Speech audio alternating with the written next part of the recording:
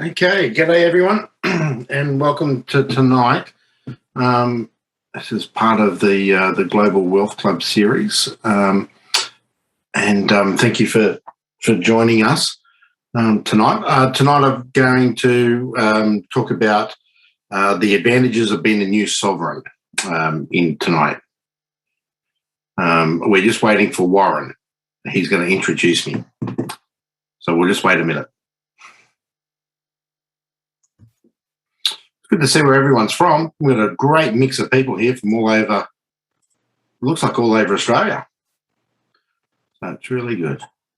Hey, Steve. G'day, mate. How are you? Good. How's things?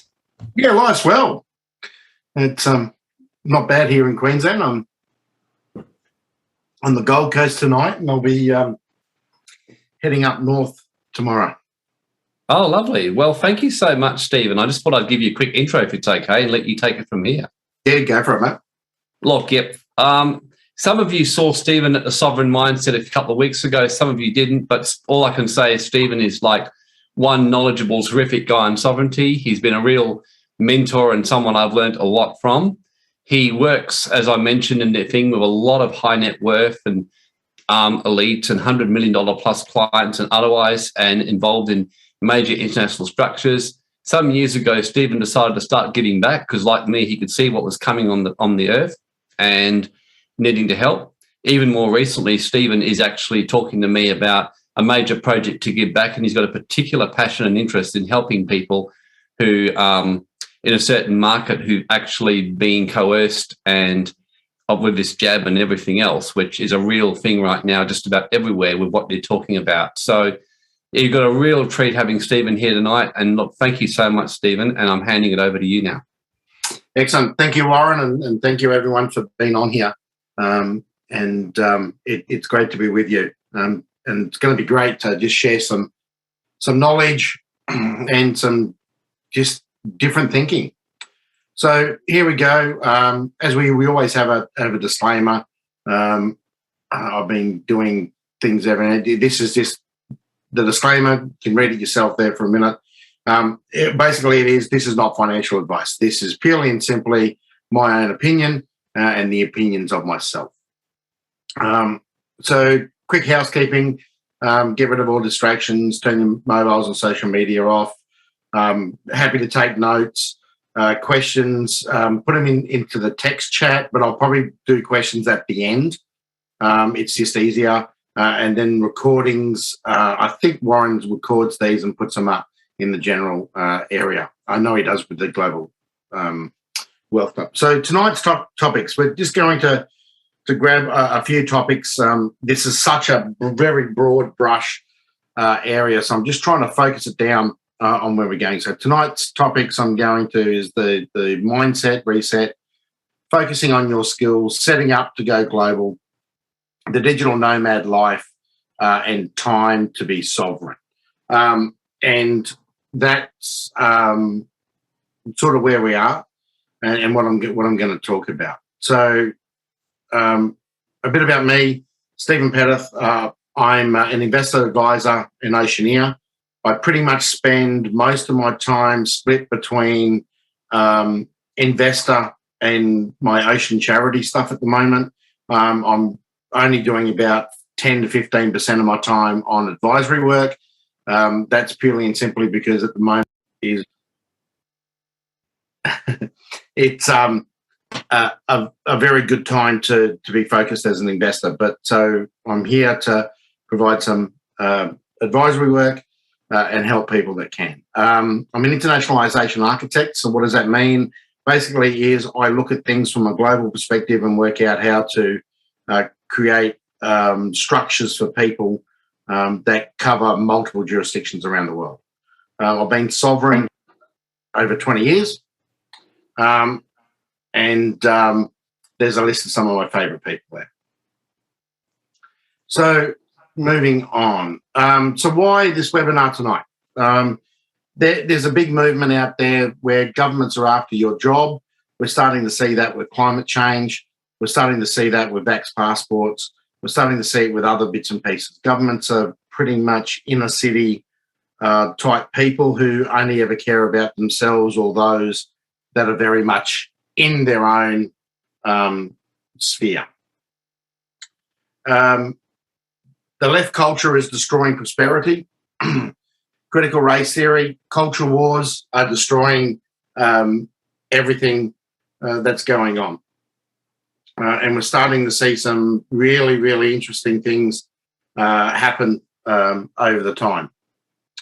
Now, what we're actually going to see sped up here is a great race to the bottom. And what I say the bottom is basically into a Marxist state where the government controls everything. And the biggest loser here is going to be the person who thinks they've had a secure job or thinks they've got a secure pathway and they're no longer going to have. And I believe that now is the best time to be sovereign and to start on your sovereign journey. So the mindset reset. Excuse me. Everything that we do is based around mindset. Everything that we do in life is based around mindset. Pretty much 97% of everything that we ever worry about will never come true. And if it does come true, pretty much most of it comes true purely and simply because we've brought it into fruition. So we humans are interesting characters. We actually think about and worry about stuff that would never ever happen or could never ever happen, but we then try and believe that it's true. So what we've got to do is, taking into consideration what I said before about the governments and this great leftist idea, is we need to start to think differently. We need to rechange our mind. We need to go around ourselves and have a look at how our world has changed around us. We are now in a time where we have to start thinking differently. Turn off Channel 7, turn off Channel 9, turn off the mainstream media. Some people will move out of employee relationships into a small business ownership relationship. That's purely and simply because they've got no choice. They will then move into create security for themselves in jobs and life. Have a look at around what's going on. What is security to you, and what security means to your family and future generations. It's a great time now to look and clean out the past, whether that's spiritually, whether that's financially, whether that's emotionally, whatever it is. Time to clean out the past and look and move for a brighter future. Now, the sovereign mindset. This is what anyone who saw the presentation I gave the other week, this is my being on where a person that is becoming sovereign moves their mind and their thinking towards. They become contrarians in their thinking. They don't run with the herd. They run away from herds. They start looking where they can better and see gaps in markets, where they see gaps in other bits and pieces in lifestyle, in education. They make their own rules. What I'm saying by that is we don't totally disregard the rules of the land because we have to and we're there, but we find ways to live on our terms. We start thinking in terms of generations, 100, 200, 50-year plans, building a legacy. Sovereigns, if you have a look around the world and what we typically think sovereign is, and that's nations, monarchies, it's all about continuing legacy. And we can build the same thing if we change our mindset and just tweak a couple of things that we do, how we do it, and away we go. The other thing is that the sovereign mind and the sovereign person has different alternative news sources. You disconnect from big media, big tech, big news, big everything. Start going direct to the source. You want to find out what a politician says? Read it in Hansard. Have a look at what the media statements are saying. The Hansard, for people that don't know, is the actual recording of parliamentary sessions, and it is available online, so you can actually see what was said. Most media outlets, most people that are commenting on what's going on from a government thing, they take a 5 or 6 word sentence and actually say that that's the truth. Well, it's not. And 9 times out of 10, it never is. So start going direct to the source. And it is the way that we actually need to start doing. Cut out the people that are opinion writers, and that's all journalists are these days, is opinion writers. They're not actually people that are there to enhance your knowledge. Jade's actually just said he's come off watching Victorian Parliament. Yeah, what a bad. And Hansard is Hansard. If you go onto the government websites, all governments in Australia, most governments around the world have a version of Hansard. And if you want to see what's happening in the US Parliament, C-SPAN is the channel, and they live stream most of the stuff. So you can actually get closer to what's going on. So that's where we are. A sovereign mindset. You are totally different. You are not just a blinding sort of walking lemon. Now, another reason why we're here, and I love this thing because it shows it so much, is the Robert Kiyosaki Rich Dad Poor Dad equation. This is one of the most powerful things that I've come across over the years because it's helped me. Most people are here, and this is employee. Employees trade time for dollars. So you go to work, you trade time for dollars. The first people that get affected by any government decision are employees. The next lot of people that get affected, and you're still trading time for dollars, is people who are self-employed. You've bought yourself a job. You're an independent plumber. You're an electrician, a handyman, dentist, doctor in a small surgery. The sovereign person tries to move from this side of the equation to this side of the equation. And this side of the equation is business owner, where you are trading dollars for time. So the difference between a business owner and a sole trader is a business owner can walk away from the business and go on holidays for a week or 10 days, and the business still produces income. It's not reliant on the actual person to do the job day in, day out. And then the ultimate, of course, is an investor who is someone who owns multiple businesses or shares in multiple businesses. So the sovereign person, and this is what we're talking about here, creating the mindset shift of getting out of moving from time, trading your time for dollars and making your dollars to create time for yourself. And that's probably the biggest mindset shift that we can all do. And it's possible, but it takes time. Okay, let me just move on. And once we get that, it's actually life altering, and it's life altering for a lot of people. So now we move on to, okay, I've created this mindset, I want to now move on. Where do I start? The easiest place to start, and it's the easiest place for most people to start, is now focusing on your own skills. And that means that you start by knowing who you are. What are you good at? What do you want to do?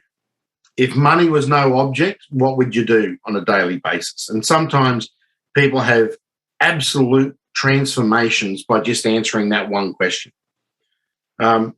Is your current job portable? Most people actually work in jobs, especially in today, environment where their job is portable. They can actually leverage their job and actually create a business from that job, and have other people leverage their skills, so you can create more time. And the other thing to look at is, can you teach others your skill or craft? We are lacking in the world at the moment of tradespeople, of people that know how to fix things. We live in a throwaway society, so we have absolutely forgotten how to repair the basics. We've forgotten how to do things that would add value to most people. Living in a throwaway society is not always a good thing, and being able to teach a skill or craft to other people is a very important part of human nature. It's how we move stuff down the chain. Humans are storytellers. We live in a world of story. Language for it is a communications tool that we use to be able to teach next generations. And by leaving that teaching up to education, the government education, even private education, you're basically risking not moving skills and crafts down through the generations. And that's where we are at today. So we need people who are willing to step up, think a bit differently, and start teaching their skill and craft, especially in areas that are highly government influenced, medicine, journalism, history. History is a major important area. So how do you work out where you fit and what you're trying to do? I've got 2 tests that I commonly use and work with people for. And one of them is this Wealth Dynamics, the Entrepreneur Personality Test. And it is a profiling system that shows you where on the wheel of different bits and pieces that you fit. Myself, I am a creator. I like to create stuff and systemize it, which is mechanic. I'm more of the introvert side, and actually it's surprisingly enough, a lot of the very successful people in the world are slightly introverted, and it doesn't always make sense, but it's quite funny how many people come from the introverted side of this diagram. So if you haven't done any personality trait testing before, or you are interested in doing so, I highly recommend this one. It will then help you show where you're best fit to move, especially if you're going to move into an area where you want to move your skill sets. And that creates flow, which creates traction, and from there you can get better and better resources. And life seems better when you're in flow, and you can get that from there. So that's just how I help people when I'm doing my coaching on identifying, especially people that have gone down the path of, my father was this, my grandfather was this, so I should be this. And I've worked with quite a few very successful people that have been in totally the wrong space. The next one is know your purpose. I don't like the UN in a lot of ways, but this is about the only thing I think they've ever gotten right. And the reason I say that is the investment world actually uses some of this to help identify where they're going to put money. And a lot of the large family offices you will find will fit into one of these categories, or they'll spread across 5 or 6 of these categories. The purpose test is a good thing to identify this. And for me, it was number 14, Life Below Water, as in my title, Oceania. And the other one was providing education, number 4. So out of those 2, you've got your ability to sort of concentrate where your skills and where you should help with part of your legacy and moving back. Marie said, "Hi, Stephen. What's your costs for core skill sets?" I don't do these tests through myself. You go to the actual websites, GeniusU, purposetest.com or wealthdynamics.com. The Wealth Dynamics test is about $99, and I think the Purpose test may even be free now. So it's all available online. Coffee. Okay, so they've obviously changed. Go to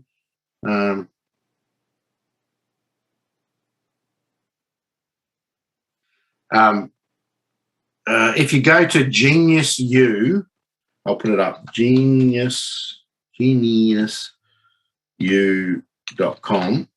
I think that's how it's spelled. Genius. I'll find it and send it around. GeniusU is the place that houses a lot of these tests now. So the nomad lifestyle. I'm just going to skip forward here. The nomad lifestyle can be part of the sovereign lifestyle, and we teach a thing later on that Warren and I do about the 5 flag theory, which is about using multiple destinations and multiple jurisdictions to actually spread assets and create asset protection and wealth management strategies, especially around creating legacy. And out of that comes the nomad lifestyle. And I've said there it's just not for 20-somethings. Everyone's heard of the digital nomad. That was the really crazy thing when pretty much millennials just didn't want to get a job. You see them around the world, and most of them don't make any money. They're just loafing around. But a nomadic lifestyle has been around for quite a long time.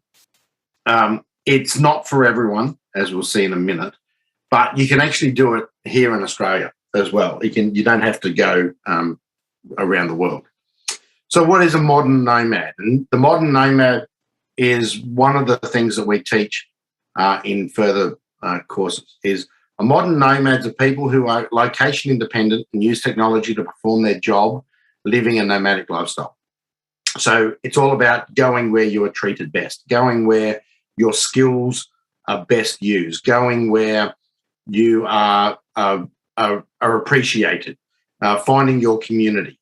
For instance, in my oceaneering work, we don't do a lot of it here in Australia because the stuff that we do is more suited to the Pacific Islands, for instance. So growing coral reefs, working with villagers to understand that they shouldn't use dynamite and arsenic to kill the fish life and that, and then they wonder why they can't catch fish. They've got to keep going further and further afield. We don't have that here in Australia because we've protected our reefs rather well. But going that further afield, so actually going where you're needed or where you're treated best.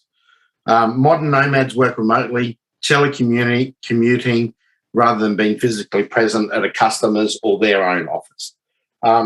That doesn't always work true because you can create your own office, or you could actually go and work with your customers in their office, who could be in, say, Fiji, and then your next customer might be in Vanuatu, so then you move to Vanuatu and work for there. Fly-in, fly-outs is a common nomadic style here. I know quite a few guys that work in the offshore industries that have a base somewhere but actually work at other places, and then during in between they take their family or wherever and go and spend some time in Monaco or spend some time elsewhere. Is this for me? Now, as I said before, it's not for everyone. I would say it's probably only for the. To be honest, I think I've only ever seen probably 10% of the people that try it actually succeed at it. It is tough, but if you master it and you can do it, there is a lot of pleasure and great. I've just lost my train of thought. Great experience that can come out of it. It totally requires a rethink to living. It's more focused around experiences over materiality. If you're the person that wants the big house in the suburbs and you collect lots of trinkets, this is probably not for you. Even though I do know people that do this and have a base where they sit a base for 6 years, and then they call that their nest. And from there, they jump out all over the place. You can modify this type of lifestyle to be something that is definitely worthy of you and for you and everyone that's done it. So one of the things that we get asked a lot when we're doing this is, if you have what's the typical setup for someone who wants to do this? Well, there is no typical setup because it is totally different, and every single person, every single family, every second couple are totally different. So it is pretty much custom to the individual or to the couple, the people that are doing it. What do modern nomads do? We're living in the 21st century. We actually can leverage some great technology here. Everything from business models to telecommunications to technology platforms that allow us to do all sorts of weird and wonderful things, from transferring money, transferring images, whatever it is. We now have the ability to do things quicker, easier, more cost effective. When this was actually written up first by the likes of Harry Brown and a few others out there, and W.G. Hill back in the 60s and 70s, they didn't have the technology that is available to people today. And we can do stuff today that they could only dream of.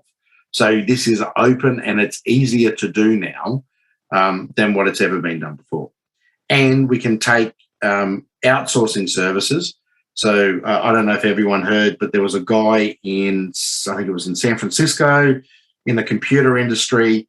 He outsourced his own job. It was done as a bit of a joke to start with, and then he actually found out that he could actually do it. And I think that was in the late 90s, maybe early 2000s. So we can take advantage of outsourcing different parts of what we do to get stuff better. And that can all be done through just thinking a bit different, resetting what we actually think that jobs and businesses and everything should be. Leverage your skills. Once again, build something that is yours, that is not for someone else. Find a product service. Are you a good coach? Are you a good teacher? Are you going to do it online or FIFO, fly in, fly out? But the one thing is, you need to build a team. Everything that we are talking about here, the people that succeed the best in this lifestyle and actually building a sovereign lifestyle for themselves, actually build a very, very good team. They know who to turn to when they need to work something out. They know who to turn to get advice. They know who to turn to who knows what they are going through. So you're finding someone else who's actually living the same dream you are. I just wanted to quickly run through what a local nomad will face versus a global nomad. What I call a local nomad is someone that sticks to one country versus a global nomad that uses all 196 countries on the planet. Now, depending on where you look, there's anywhere between 196 and I think 215. But I'll just use the standard United Nations list of 196. We all can see that if you're just sticking to one country, it's pretty much going to be the country that you know or are very comfortable with. So Australia might be in Australia, or it might be in New Zealand, or it might be Thailand, it might be Indonesia. It's normally you move somewhere where you're very comfortable. Culture and laws are known to you. You'll probably won't need visas or permits because you already have them. You're used to just dealing with a single currency. You know the cost of living, so it's stable to you. You know how to move between city to city. You move from one city to another. And most of the time, if you're in somewhere like Australia, healthcare is very easily taken care of. If you're trying to do this lifestyle on a global front, you're going to be dealing with different cultures and laws between every different country. You're going to have to get your head around visas and different residency permits and the like, and business permits, depending on what you're trying to do. You're going to have to get good at multiple currencies. In my travel wallet, I think I've got, apart from gold and silver, which is a universal currency, probably 30 different currencies because I'm in and out of countries up until the pandemic, of course. You've got to be able to live with different mix of cost of living, and that's a bonus, and it's also a detriment.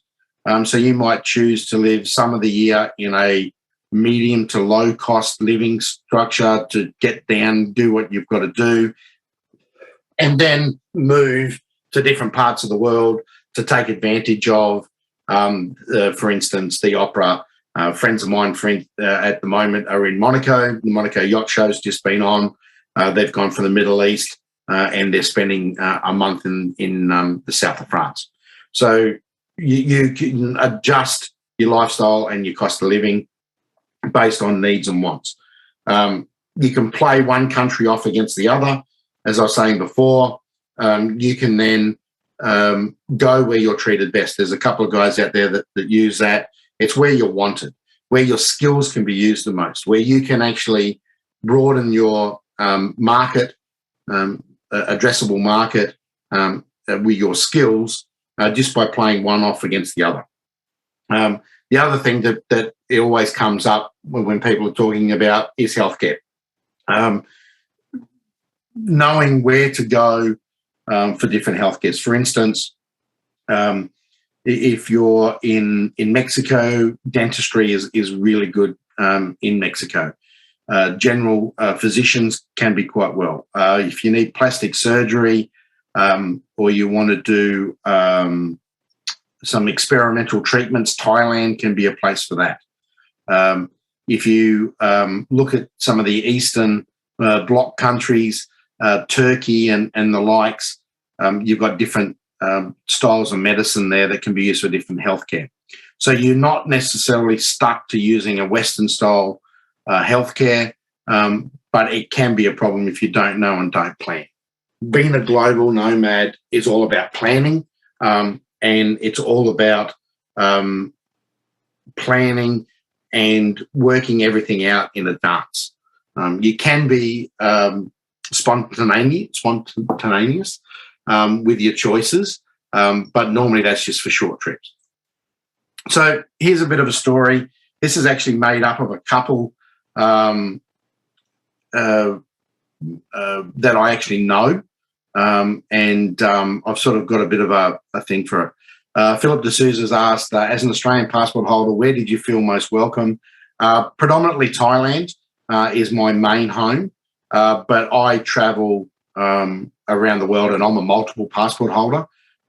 So Malta was another place that I really love, North Africa, and then, of course, Central America and the Caribbean. So depending on where you are. And getting a passport, the one thing everyone on here should look at, here's a bit of a tip for you. Have a look at your family ancestry right now, and if you have grandparents or parents who are born overseas, you are most likely entitled to a second passport. This is really probably the first step that anyone looking to become sovereign should do, is actually have a look through their ancestry and see if they can get a second passport, because that's a great insurance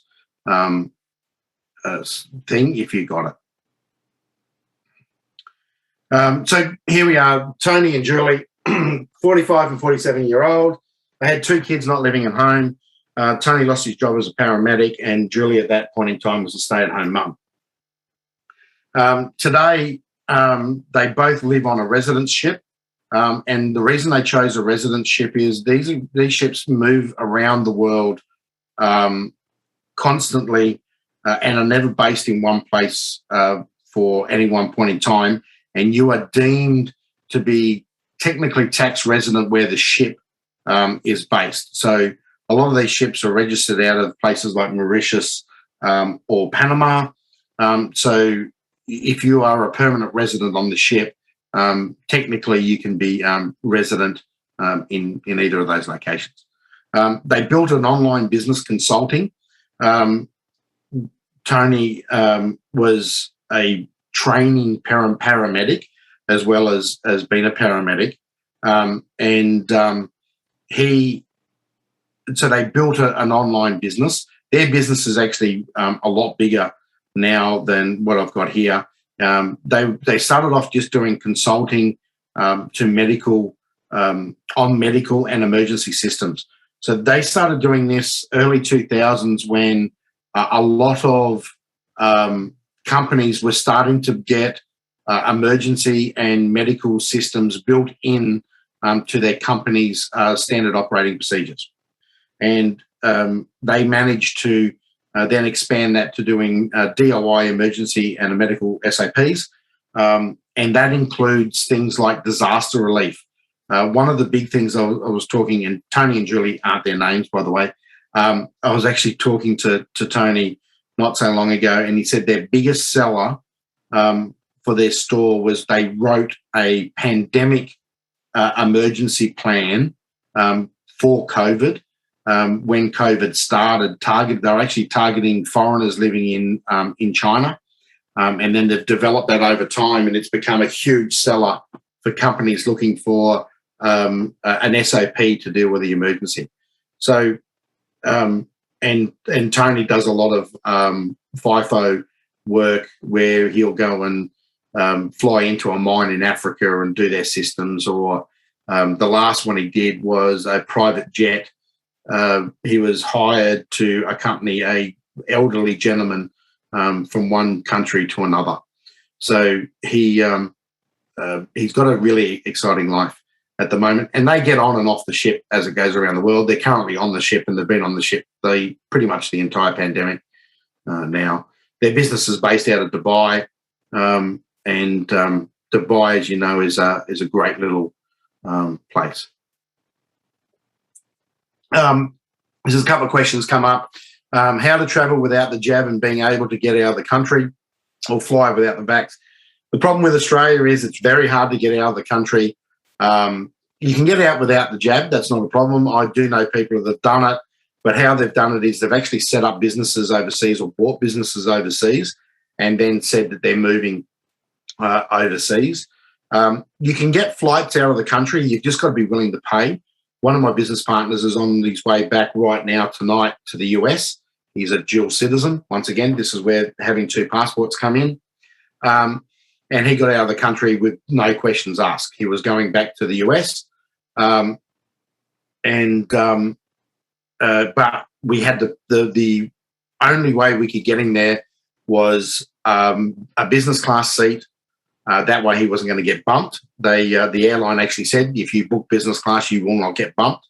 And the price was about $25,000. So it's not cheap, but it is doable. At the moment, there is countries around the place that you can go to where you don't have to worry about vaccination. Most of the Scandinavian countries, for instance, Dubai just requires a test to get in. The US, depending on where you land, can depend on what's happening with it. There's guys in that we know, Warren and I know of a couple of guys that have moved to Mexico, and they're getting around without having to have vax passports or demand the vaccine. It seems to be at the moment that Australia is just gone the wrong way. and we're getting left behind. The rest of the world is opening up. I'm talking to people in Europe all the time, and they're everywhere. So that's amazing. It's just, we're just so far behind. I think it comes down to most of the premiers and that realise that our medical system is shot.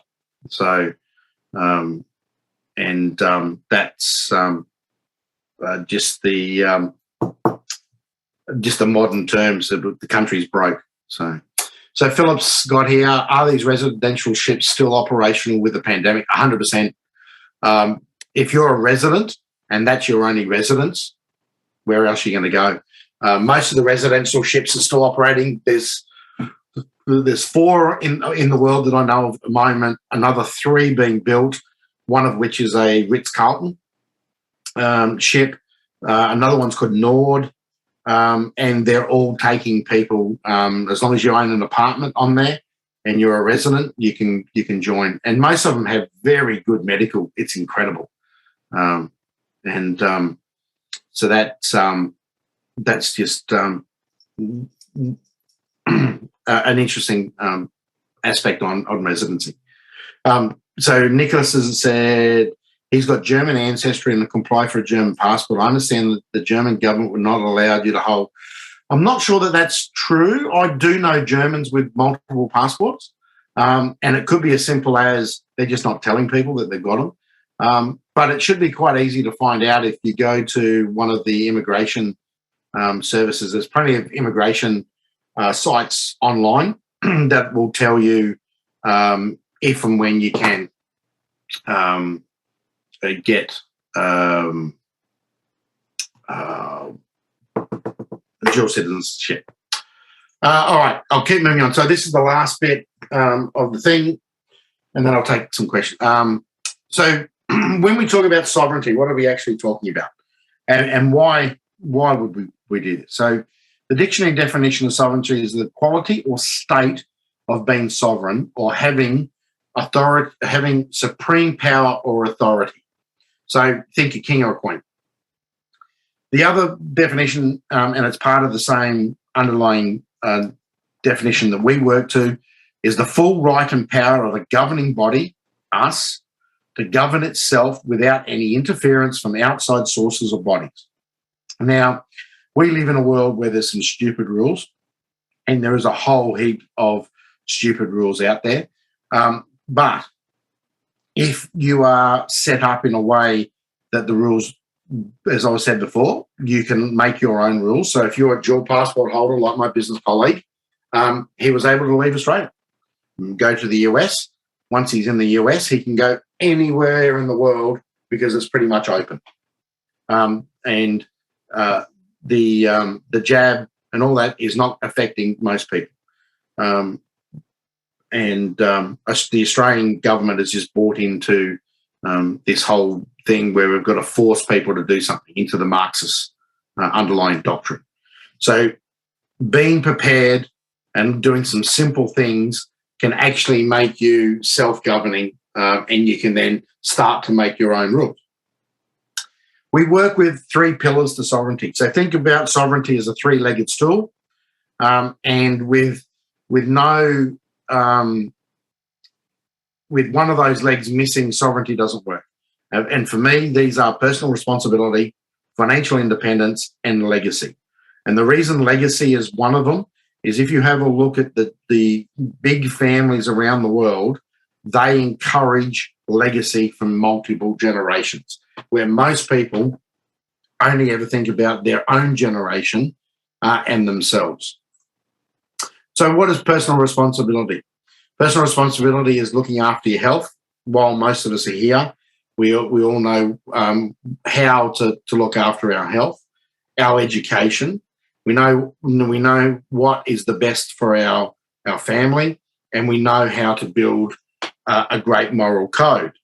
The problem with society today is most people outsource one or all of those to government. And as soon as you start outsourcing morality, your family relationships, education, health, in 100% to government, you then have no personal responsibility, and you're now just a drone.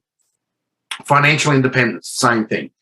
Your financial independence means that you earn a living how you want to earn a living. You can generate wealth and keep wealth. You look at the rules that the wealthy live by. And when I talk about the wealthy, I'm not talking about the rich. There is a big difference between the rich and the wealthy. Rich have lots of cash. Wealthy have lots of cash flow. And there is a big difference there. And Warren and I have spent a lot of time going through with people on the difference between wealth and rich. And financial independence allows you to create a lifestyle of your choice. Now to the third leg, about legacy. Legacy is, as I said, it's about creating multi-generational changes. Multi-generational changes will change entire nations if we do it right. If enough of us get together and start doing these changes and start teaching people about wealth, about life, about morality, about why community is important, we will then create structural changes in nations around the world. We'll create wealth preservation that will get passed from generation to generation to generation, and it can allow people to absolutely follow their passion and their beliefs. And at the same time, a great legacy will change society and underpin society forever, while ever we're teaching. So where to now? I've spoken for the last hour and given a fair bit of information here. This is only a very quick summary of what we can do and what I do and what I help others with.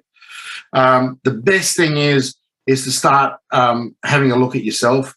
Do you want to change? Do you not want to change? How do you want to change?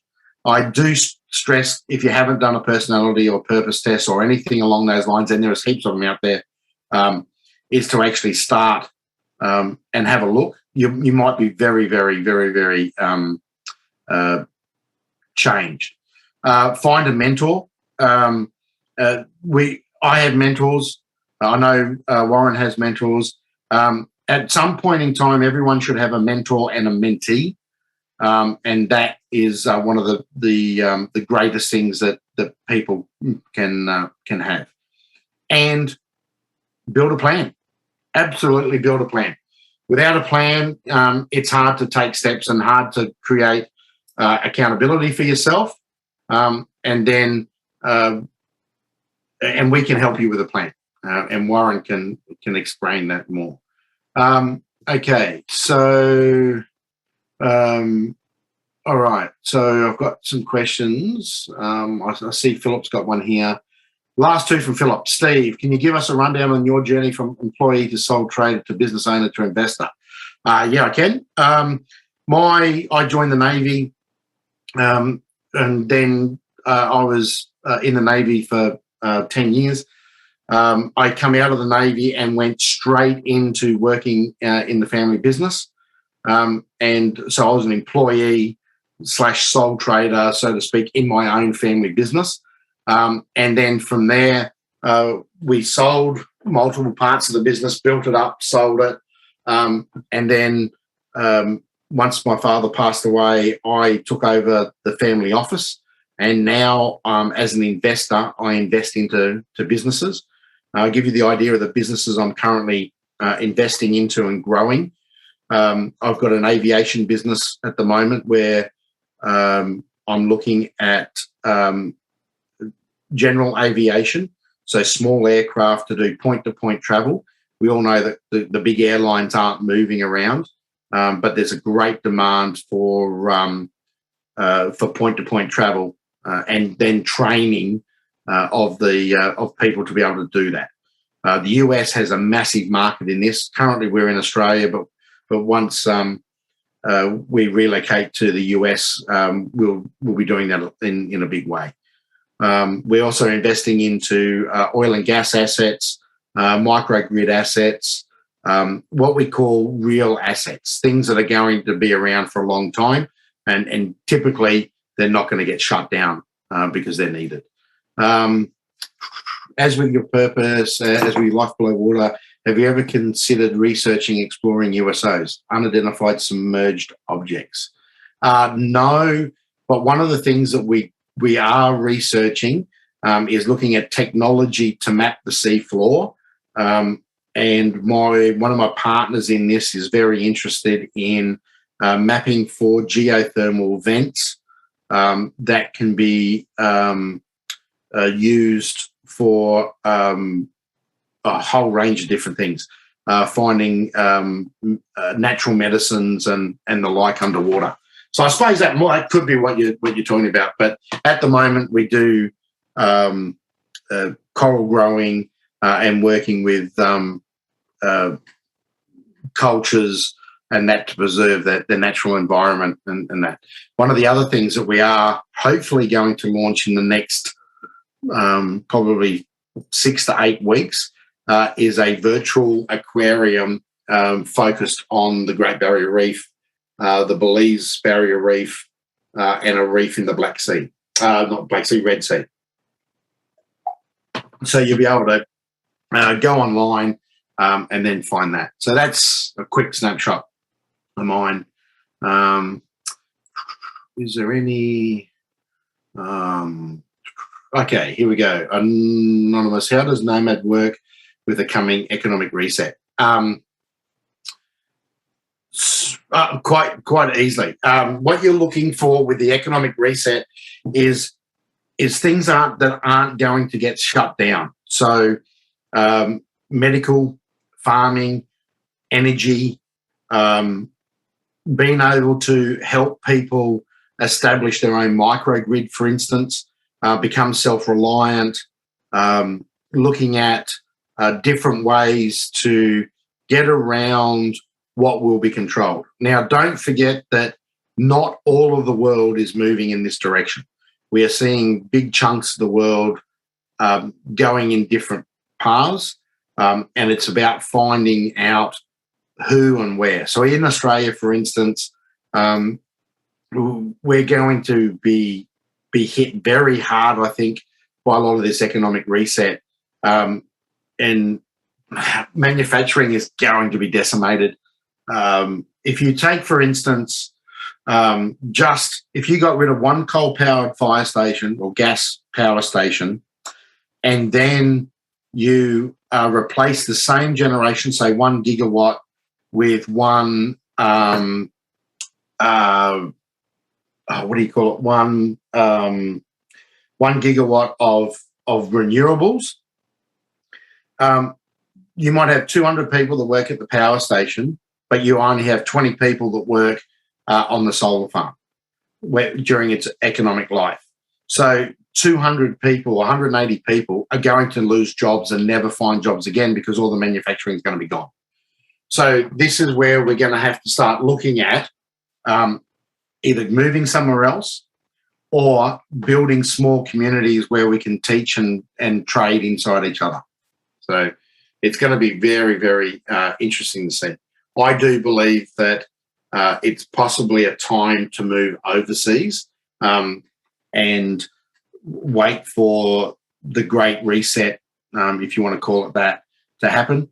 Warren and I have been looking at, and we do a lot of cyclic waves, and we believe a lot of this will tend to be over by 2032, and we'll move into that. Holly says, what industries do you think will do the best in the years ahead? Education, when people start to realise that the education system's crap. Microgrids, and countries that, communities that are looking for their own energy source, own waste source, transportation, point-to-point transportation, being able to do a focused transport scheme that actually refers to the community you're in. And then, of course, medicine, but not medicine in the way that that's been drowned down their head. So older, traditional, more bits and pieces that are going on. So anyway, I'll take one or two more questions because I've got another call after this. And that Melinda's asked what countries are freer. A lot at the moment. There is so Mexico, Costa Rica. It's actually looking like Indonesia will have some places that are free. My loved Thailand, I can't see getting back on the board as quick as what I thought it was going to do. The Eastern Bloc countries, Dubai, but it's all in and out, and it's changing very rapidly. It's going to be also come down to different regions of different countries. I actually see a lot of countries over the next 5 to 10 years splitting up and becoming smaller. Australia could well become 3 different countries. The US may become 5. The European Union I see collapsing, and away we go. All right, guys. I'm going to call it there. Warren? Has Warren left us? Nope, I'm here, my friend. Yes, mate. I know you've got a meeting after this as well, and I have one as well. So we'll go from there. Yeah, look, thank you so much, Steve. And of course, Steve, you'll be speaking at our Wealth Foundation on the Rock one and sharing a lot more about this in 2 weeks' time. Is that correct? Yes, the 23rd, isn't it? Correct, 23rd of October, yes, the one-day event that we're putting on. Yeah. So that's all good. Yeah, looking forward to hearing you. So thank you so much for sharing, Steve. And like I said, I always love hearing you because it gets you back in perspective. And look, I speak to my friends offshore too, and they're all telling me, I mean, they're opening up, but mind you, they also all told me, they admit when I grill them, they said, yeah, well, just about everyone we know has got jabbed now. And I'm like, okay, so this seems to be the push. So that's the huge push. I reckon probably out of my close network, there's probably only a handful that haven't gone down that road. Same here. Yeah. Some of them have got the first and then never went back for the second. Some got both. My very close family and friends pretty much haven't done it. So. Yeah, no, thank you. So we're just going to put the link down, everyone, in the chat so you can grab the event link for those of you who want to come and hear Stephen and things like that. So just click on the link if you want to join. There's still an early bird special to come. And for those of you who are coming to our next one, we'll be going straight to it, which is a Trust and Foundations one where I'll be just giving a bit of an overview on Trust and Foundations. So thank you so much again, Steve. And honestly, I really appreciate how much you give. And like I said, I can listen to you for hours. You're wonderful. Thanks, guys. And I really do enjoy doing it. I just have to say to you, Steve, I always laugh when I think of the fact you and Mark McGowan have the same birthday. So I have to give you a bit of a jibe on that one. That's okay. You know, you've got to have one loser in every crowd. Okay, Steve. All right, guys. Thank you very much. Okay, thanks. Bye. To kick the habit that my mind is breathing in. Break out, I've got to see. Spent all my life holding all of it closely. I played it innocent, a feel of discontent. I'm finally facing it all, fearless.